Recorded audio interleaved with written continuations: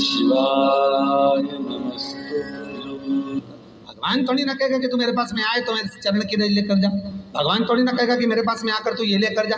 भगवान तो कहेगा मेरे पास में आया है, मांगना कुछ मत, बस मुझे जो स्नान कराया है मेरा चरणोदक लेकर जा, छीट दे पूरे घर में, संपदा भरना मेरा काम है। जहां मेरी चरण की रज पहुंच गई वहां संपदा स्वतः पहुंच गई, मैं वहां पहुंच जाता हूं।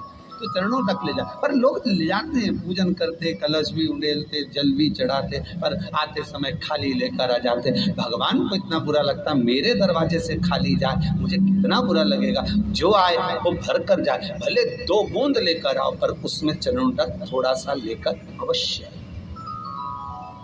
हमारी माताएं बड़ी प्रेम से कहती हैं, आप लोगों के मन में भी ये बात जरूर होगा, जितने लोग टीवी पर कथा सुन रहे हो, फेसबुक यूट्यूब पर श्रवण कर रहे हो, आपने भी सुना होगा, घर की जो माताएं होती है, कभी भी घर का रसोई घर का बर्तन जिसमें सब्जी बनाई है, 50 लोग अगर जिमने आ रहे हैं और कह दिया आज का निमंत्रण है, 50 लोगों का पार्टी है, ये है वो है, सुहागिल है या ब्राह्मण भोज है, तो वो जो खीर का पात्र होगा, जो बर्तन होगा, जो सब्जी का पात्र होगा, माँ उसको खाली जल्दी नहीं करती है। भले उसमें सब्जी थोड़ी ना थोड़ी पड़ी रहने देगी, जब तक सब जिम कर नहीं चले जाएंगे तब तक उसमें पटक कर रखेगी। क्यों? क्योंकि उसमें उसकी बरकत है।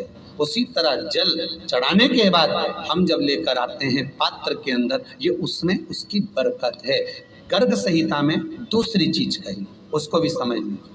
गर्ग संहिता में कहा गया, जब आप घर से जल लेकर जाते हो भरकर, तो ये सृष्टि की जितनी नदियां हैं, पृथ्वी पर जितनी नदियां विद्यमान हैं, जितने तालाब, जितने सरोवर, जितने कुंड, जितने विराजमान हैं, उन सारे तीर्थों का जल जब आप घर से लेकर निकलते हो तो वो तीर्थ का संपूर्ण जल आपके कलश में आ जाता है। और जब आप उस जल को शिव पर समर्पित कर देती हो और 2 बूंद चरणादक लेकर जब जाती हो, तो शिव महापुराण गर्ग संहिता पद्म पुराण कहती है वो जल साधारण नहीं रहता, वो गंगा जल बनकर तुम्हारे घर को पवित्र करने के लिए पहुंच जाता है। वो पवित्र गंगा जल बन,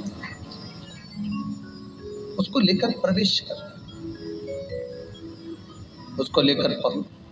3 तरह का जल शिव को समर्पित होता है, और वो तीनों तरह के जल का अलग अलग भाव है हमारा। पहला जल सादा, घर से पानी लेकर गए, जल लेकर गए, शंकर को चढ़ाया, वो हमने घर का अपना एड्रेस बता दिया, भगवान शिव को जल चढ़ाकर अपने आनंद के लिए शंकर से कुछ प्राप्त कर लिया। दूसरा जल, जल के कलश में थोड़ा सा इत्र डालकर शंकर को जब समर्पित करते हैं, तो महाराज घर में अगर कोई व्यक्ति बहुत रोगीला है, बहुत रोगीला, एक शिव महापुराण में, स्कंद पुराण में, नर्मदा पुराण में, भविष्य पुराण में, अग्नि पुराण में, नारद पुराण में, बरहा पुराण में, वामन पुराण में जितनी चीजें लिखी गई है, एक एक प्रैक्टिकल कर देखो। तो शिव महापुराण, स्कंद पुराण का ये भाव याद करिए कि 1 लोटे पानी में इत्र मिलाकर, जल में इत्र मिलाकर, बहुत रोगीला व्यक्ति, बहुत बीमार व्यक्ति है, 1 लोटा पानी उसका हाथ का स्पर्श कराकर शंकर को चढ़ाना प्रारंभ कर दीजिए। महाराज केवल 5 या 7 दिन चढ़ाओ, और वो 7 दिन के बाद में उस बीमार व्यक्ति का क्रम देखिए कि उसमें कितना आराम लगा है।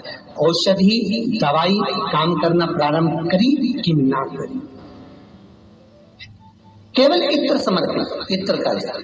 तो पहला जल सादा, दूसरा जल है इत्र का, और महाराज तीसरा जल जो शिव महापुराण के अंतर्गत कहा गया है, बेल पत्र का जल।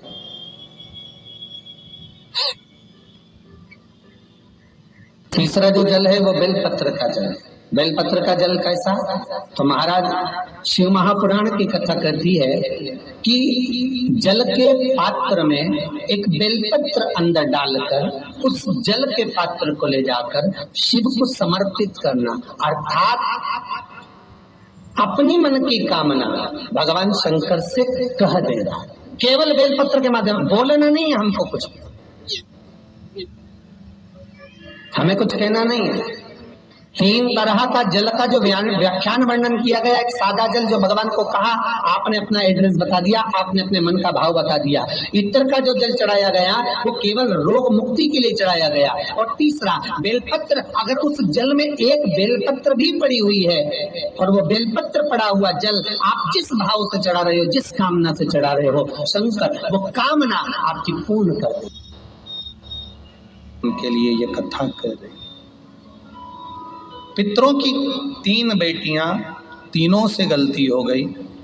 आप शिव मंदिर में जाएं, कोई गलती ना हो, जल चढ़ाएं, मना नहीं, छींटा ना लगे, धीरे धीरे चढ़ाएं। और एक बात अच्छे से ध्यान में रखिएगा, शिव मंदिर से जब भी वापिस आए, जल चढ़ाकर अपना फर्ज पूरा अदा कर। फर्ज से मतलब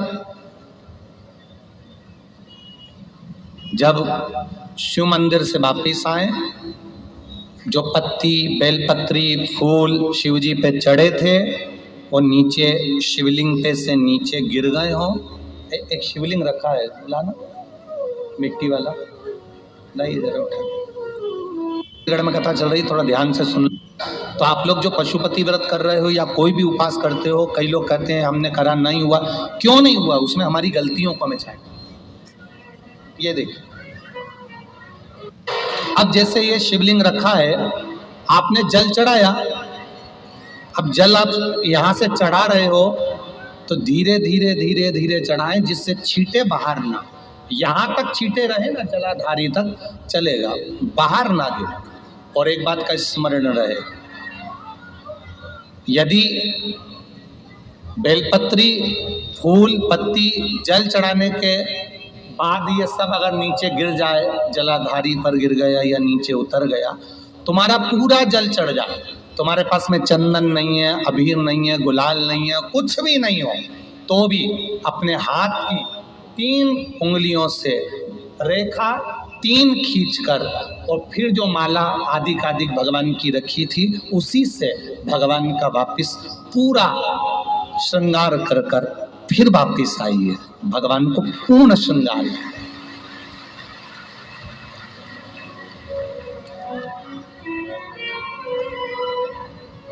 भगवान का पूर्ण श्रृंगार कर आइए। कई लोग जल चढ़ाने के बाद में भगवान का जो फूल पत्ती नीचे रखी रहती है, आप, हम ये नहीं कह रहे कि आप अपने घर से लेकर जाओ, आपके पास में कुछ नहीं, 1 लोटा जल चढ़ाओ।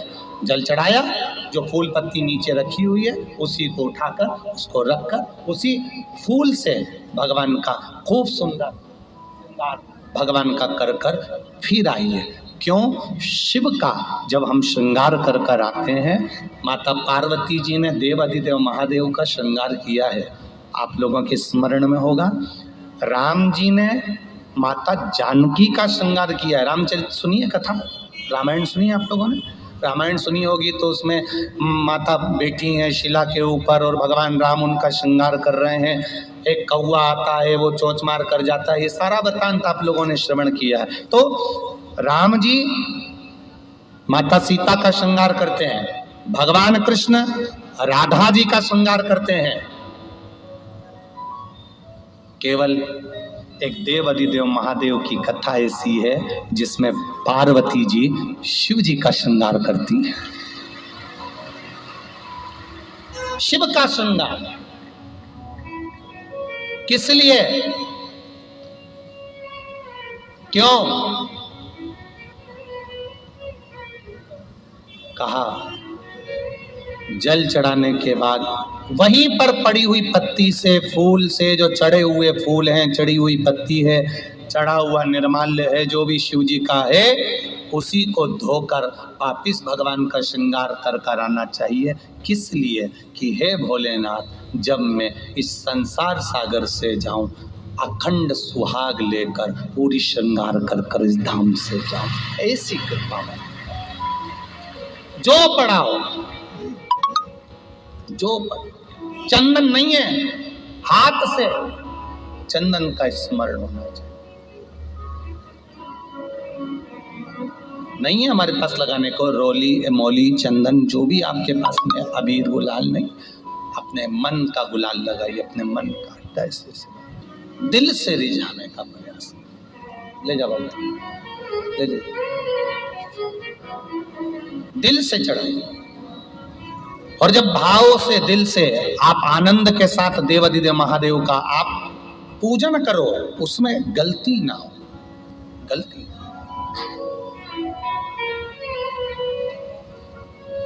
देखिए, पितरों की 3 बेटियों को श्राप लग गया।